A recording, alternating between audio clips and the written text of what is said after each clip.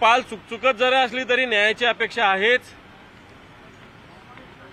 आता काही जण सांगतात की आम्ही बिनधास्त आहोत। वाटतं कधी कधी न्याय भेटत असताना दोन्ही बाजूला साशंकता असली पाहिजे, परंतु एक बाजू इथं बिनधास्त आहे। याचाच अर्थ न्याय काय देणार हे बाहेर फुटलेलं आहे की काय, अशा प्रकारची शंका जनतेच्या मनात निश्चित आहे, ती आमच्याही मनात आहे। सर, हिंदी में आज किस तरीके से निर्णय की अपेक्षा कर रहे हैं आप, और क्या लग रहा है आपको? आम्ही सरकारविषयी बोललेलोच नाही। आम्ही जे 16 आमदार अपात्रतेचा आहे याच्याविषयीचा आमचा मुद्दा आहे।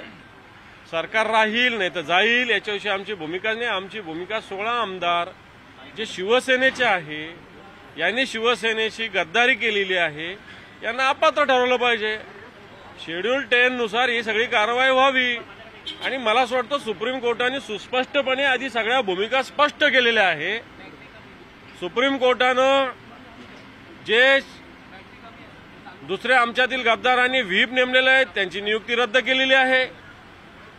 त्याच्यानंतर शिवसेनेच्या विधिमंडळ पक्षाने ऑलरेडी पक्षप्रमुख उद्धवजी ठाकरे साहेबांना पूर्ण अधिकार दिलेले आहेत। त्या अधिकारातून सगळ्यात आधी एकनाथ शिंदे यांना गटनेता केलं होतं, नंतर अजय चौधरी यांची गटनेता म्हणून नियुक्ती केली, ती सुद्धा सुप्रीम कोर्टाने वैध ठरवलेली आहे।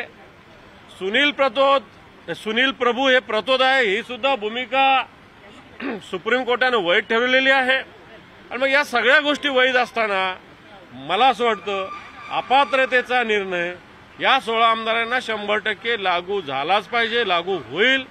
बाकी बघूया पुढे।